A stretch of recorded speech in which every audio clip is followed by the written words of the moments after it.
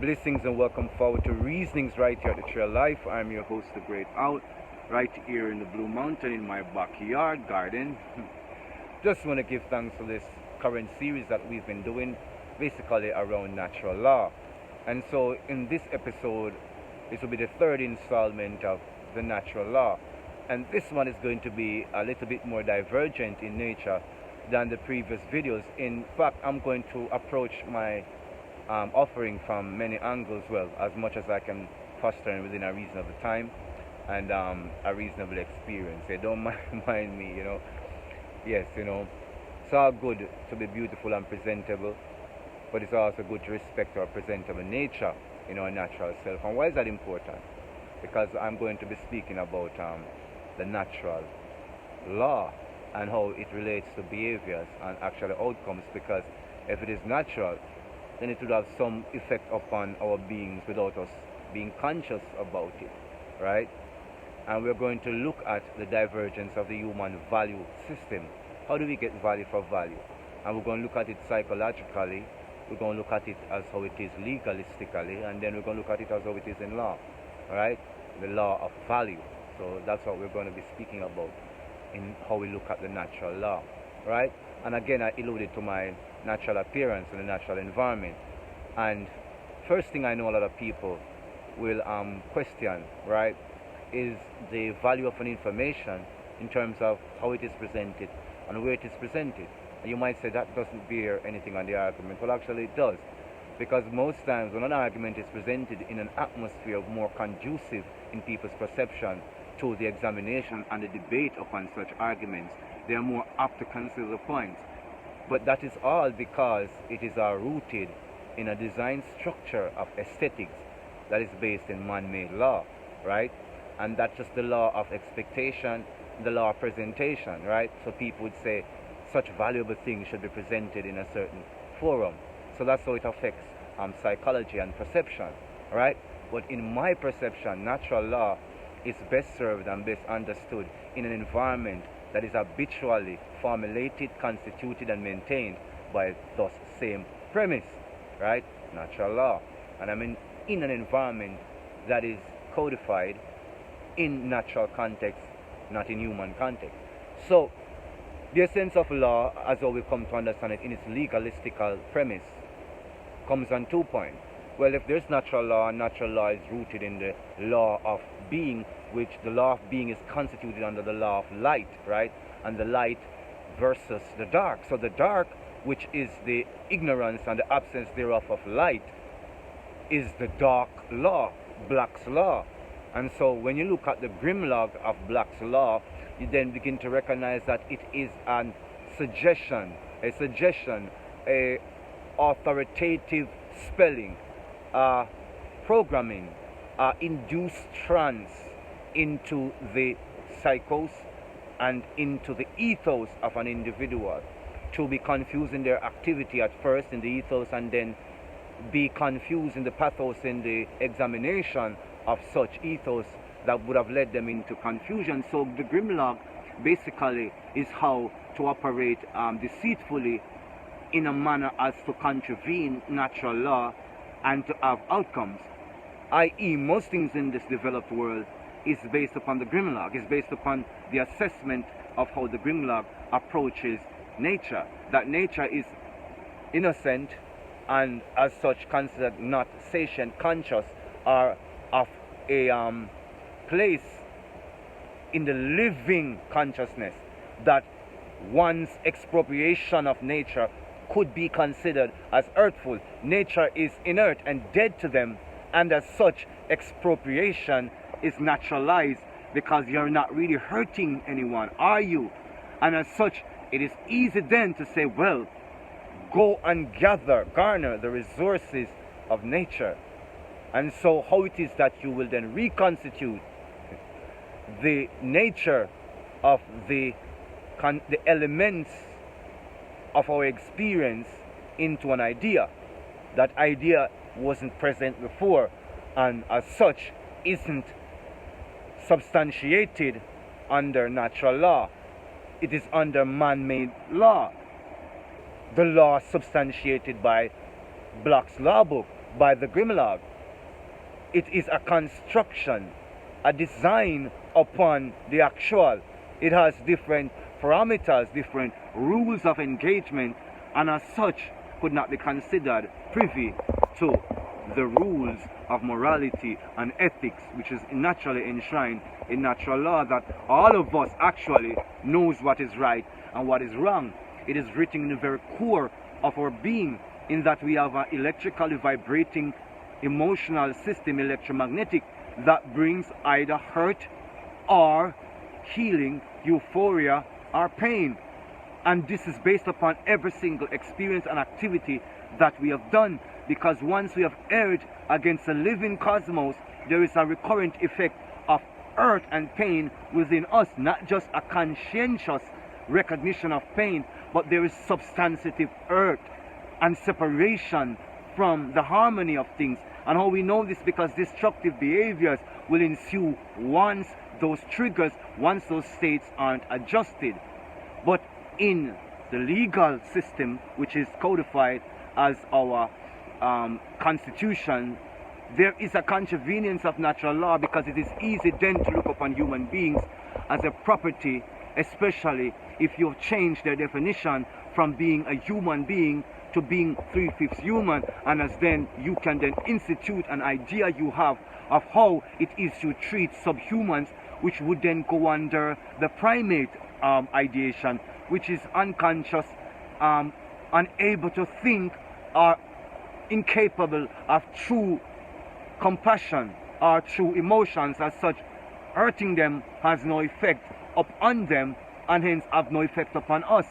So all these are coded in behaviors and are substantiated legalistically in how we can go and dig up in Jamaica the so-called muddy earth and expropriate the aluminum, but leave a very depraved natural environment that is so toxic and mercury filled that it actually is not good or healthy for farming, which is the actual substantive way to maintain the biosphere in the terms of the biological organism. The biosphere within the biological organism is through farming, is through maintaining our natural environment, which is enshrined in natural law.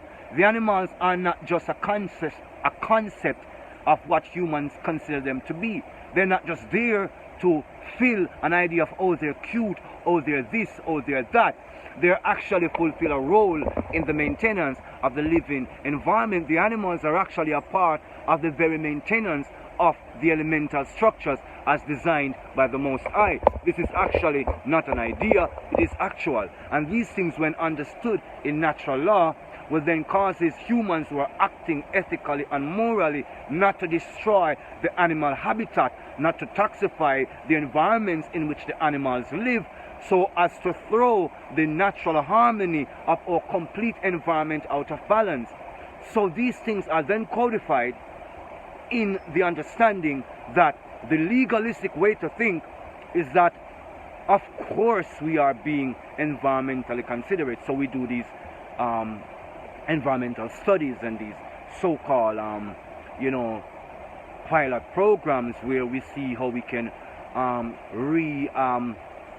integrate the displaced population, sometimes Aboriginal, sometimes non-Aboriginal, how we can regularize them into some formative structure that we've conceptualized within our nation states. So now we have these ideas now circulating of how they can go out and feel justified because they ordered a study, a feasibility study in terms of the environmental factors, and they did all these things in simulation, and scientists went out and social scientists went out and they decided it was going to go ahead, and they destroyed thousands upon thousands of acres of arable land, to construct an idea they have, which is about taking the actual ore minerals, ores and such, these terminologies they use to describe the very nature of the elemental balances of the earth. They break it down into these categories to make you not think that you're actually taking away the very substance and the substance of what gives the food their biological value. Hallelujah. So when this is removed and all these synthesized chemicals are pumped into the living environment to then replace the natural. The food has no value, retardation, autism, and a whole lot of degeneration in the psychosis and the psychological behavior, because greed ensues. The material consciousness in its legalistic appearance is king and dominant, and we live under it. We go by the titles they design, because the titles are delineations for us to understand that there is more respect, more power, more authority ought to be given to this person. And as such, in the Austinian view of law, law is enshrined in the command of the monarch, the king, or now transposed to government or the corporations currently. So therefore you must just honor authority. But then in World War II, when Hitler so destroyed millions of people, it was legal for wives to tell on their husbands if their husbands were disparaging the character of the so-called unnatural government and unnatural structures of government. And when the Nuremberg trials came, the major premise of law was on the moral and ethical law, that it was natural law, because how could you then consciously accept a law that said you were to go against your own child, your own family, so as to remain a citizen, that you would destroy other ethnicities in every concept just so that you can remain lawful and enjoy the status, the titles and the labels, or the perks or the rewards of your state. So that is two constructs as it relates to natural law and man-made law. The law of the Grimlog, Black Laws book, defines all the terminologies of how law and the legal structure on paper is defined and is misrepresented to us as lawful. Our entire nations and continent can be claimed by distant empires on paper, and once you're under the spelling, once you're under the coercion and the perversion of linguistics and the lack thereof, that understanding of linguistics in its legal denotation and its legal connotation and its lawful denotation, then we are all confused and have to seek representation from people who, by the very nature of us accepting representation, means that you have given up your sovereign right and you are no longer a living being. You are now a property, a body, right, presumed dead at sea, because the law that governs the common people, the law of the land, the common law, is enshrined in being born into a family. The nativity, that's where the narration comes in, and this is enshrined in natural law. By law you should live according to the dictates and the understanding of your family, and your family's God is your God. And if you are Israel, then Israel's God is the God that you should worship, hallelujah, for eternity and to eternity, and not coalesce under any system to then be defined by someone else. And so when they are defining you, changing your narrative and your nativity, dishonoring your mothers and fathers, and legalistically going against the way in which you are created, then you have broken all the laws that would then substantively support your existence morally and ethically. Because when you have displayed the true nature of characters of deference, understanding, mercy, kindness, love, and truth, patience, not a boastful, grudgeful, nor deceitful, nor resentful nature, you will have the balance of earth being beneficial, being profitable unto your spirit, reproving you in all ways that you live a harmonious life despite of the imbalances in the constructions around. So when you break the natural law to then coalesce and dishonor your mothers and fathers, then you can be dispossessed of your estates and then be identified outside of your true nature, nativity, and experience. And as such, then you have no recourse but to be represented in a foreign construct, into the Admiralty law, into something that is given to you by invaders who came from another nation state and have empowered themselves to take your estates and redesignate you, which is really redesigning you, if you allow it, into a construct which makes you a serf, a ward on the human bond certification system that makes you stuck. And so if you do not declare your sovereignty in understanding the natural law, to then not coalesce unto the government institution, into the institution of the corporation, then if you have dishonored your heritage, your tribe, your kindred, your people, then you cannot be protected under the natural law. If there's dishonor amongst you and your ancestors, then you will not benefit from the law that has governed your fathers and mothers for generation to generation. These things are enshrined in behaviors and in ways of life. So let's look at, to another degree, parts of the human value system brought down both in religious premise, which is based in Ecclesiastes, which is really the ecclesiastical, which is canon law, which is an enshrinement actually of the moral law and ethical law that is in the biblical understanding, which most people will not understand unless you are privy to hermeneutics, and exegesis to be able to understand the dialectics of these arguments. However, canon law and the ecclesiastics thereof governs the material and spiritual plane. So value for value is what I said. So let's examine value for value in terms of the ecclesiastic. Seek ye first the kingdom of the Most High, Yod He Vav He, and all of his righteousness, and all shall be added unto you. Broken down in the psychological, there is a moral premise and ethical nature to wealth and prosperity, to goodness and virtuous life, to peaceful and happiness of life. That is the very seed of energy that needs to be tended like the mustard seed, through devotion, through constant replication of thy desired outcome in quality. What is that quality? The virtue in which you place into it. It is what gives heft. It is the leavening agent that makes the dough rise. So that comes from spirit, from virtue. That means that you have to have equitable transactions, transactional analysis. Equitable transaction. Do unto others as you have them do unto you. It is not just a money premise, it is both ethical and natural. In law, that if you are unethical and you are disingenuous, that you expect more from others than from yourself, and you give less to others than you give to yourself, then in nature you have imbalanced the law of justice. You have imbalanced the law of wealth and prosperity.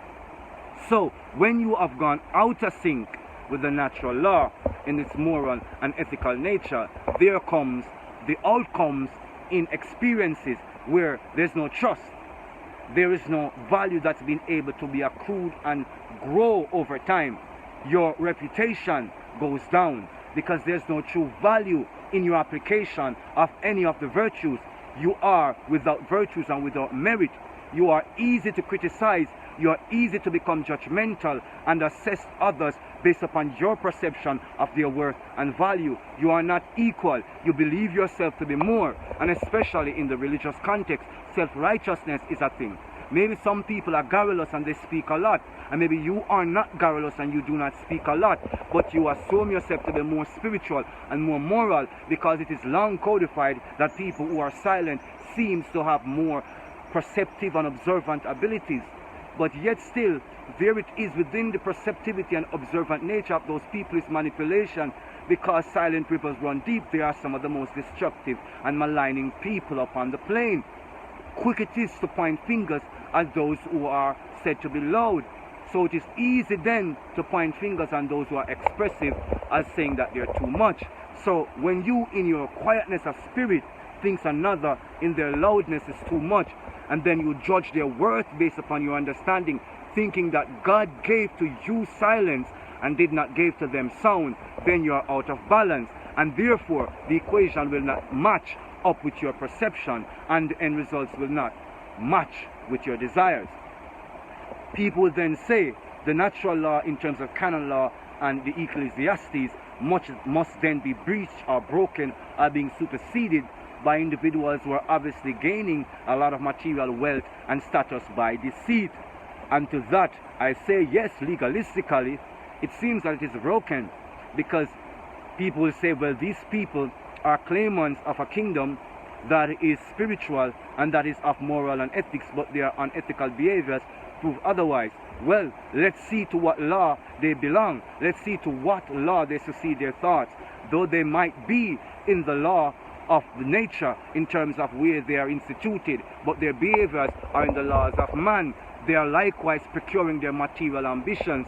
They are likewise trying to make themselves and their family powerful. A name that is spoken about in the new Grimlogs or the new books or the new biblios are the new books of prophecies that are to come. They want to enshrine themselves into these holy positions.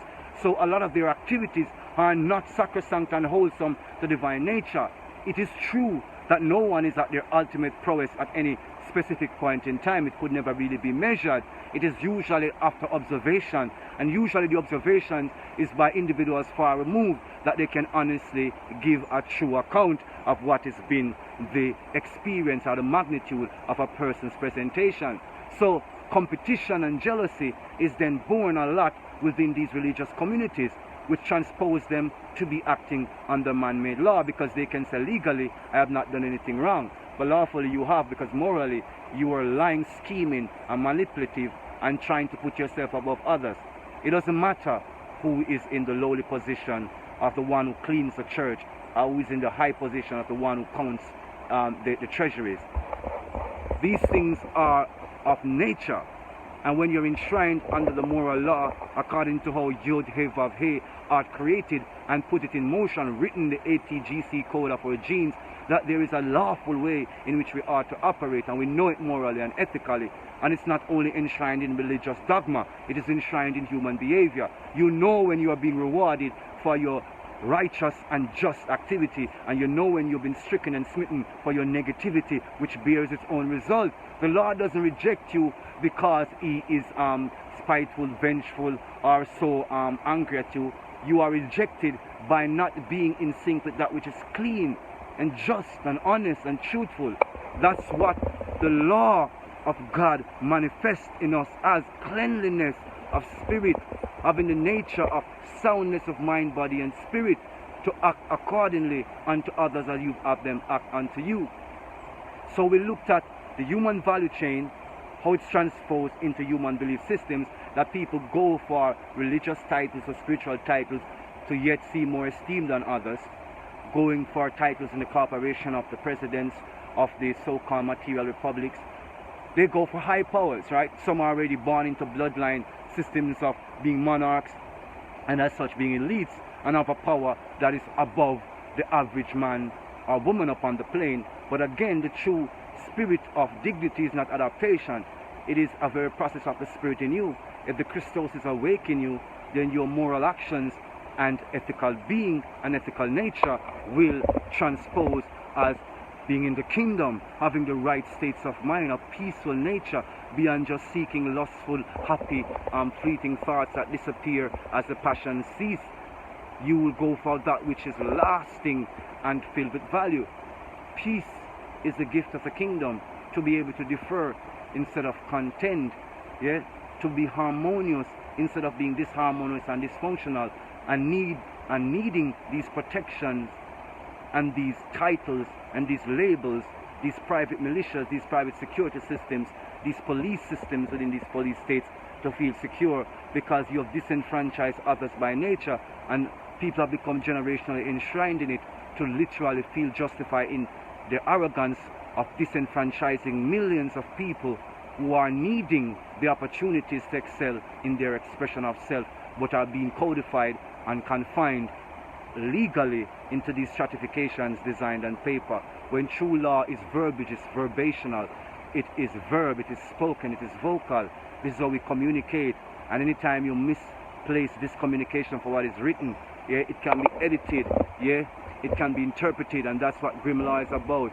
The previous language of our experience of our ancestors was symbolic, yeah, a sound phonetical structure, morphology, in etymology, and that sound spectrum resonance in symbolism represented a frequency, yeah, that is both the essence of what is spoken and what it is, an actual onomatopoeia for my lack of linguistical understanding, but a sound being what it is in action, you know, a swoosh being a swoosh, or a swish being a swish, yeah, or a splash being a splash. Yeah, it is a verbal vocal resonance, and thus the law is spoken.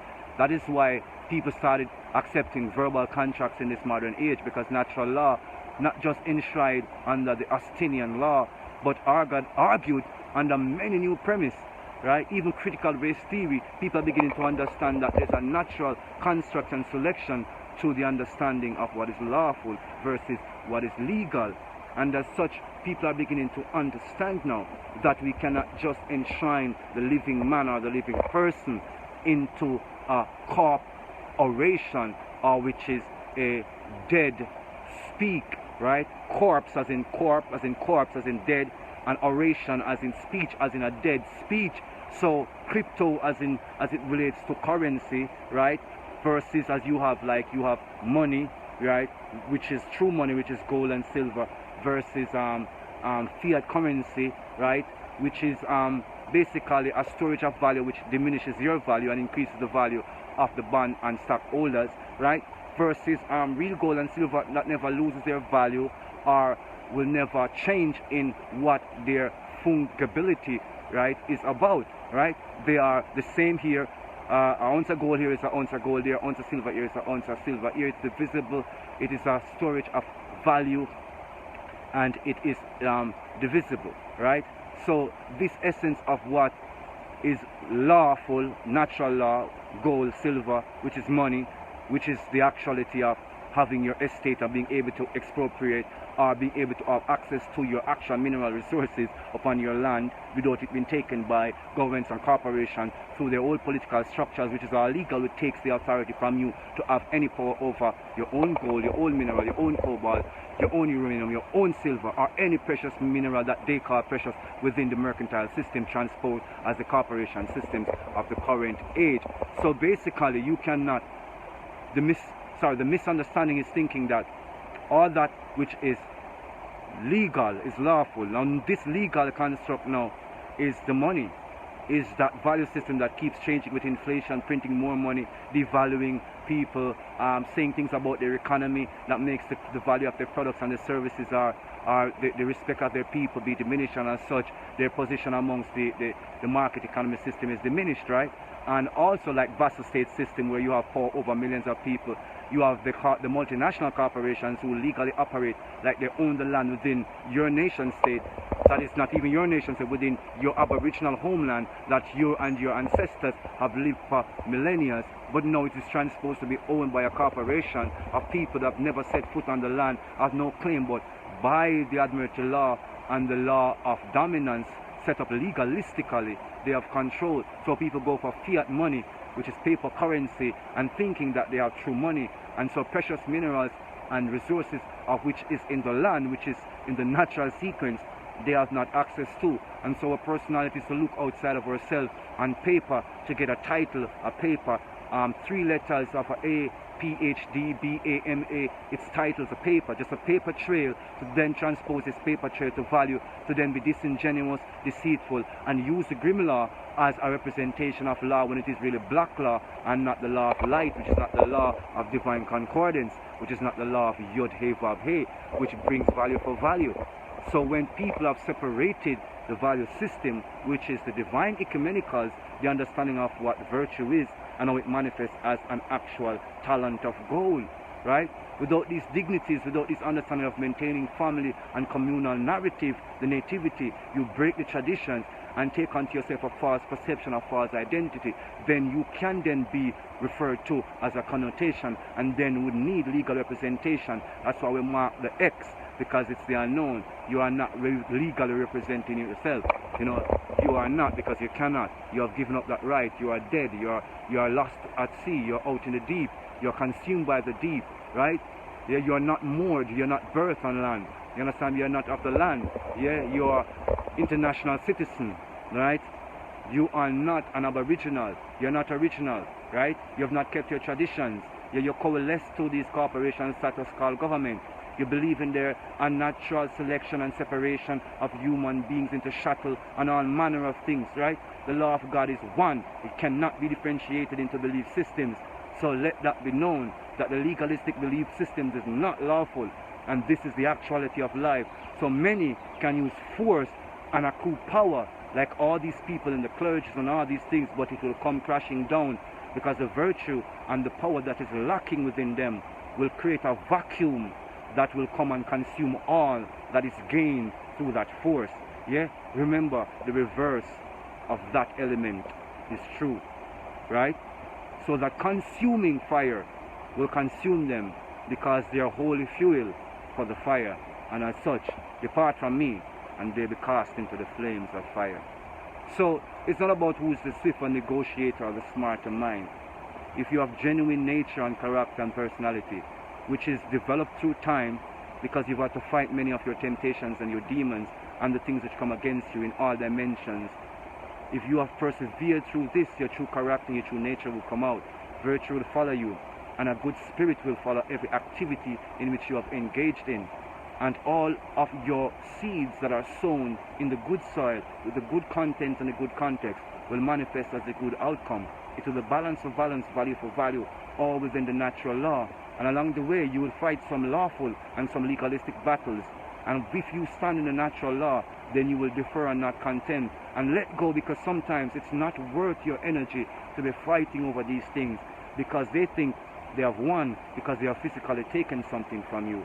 But the spirit that gives heft to all things is vibrational, and it's not a respecter of person. Those who worship, worship in spirit and truth.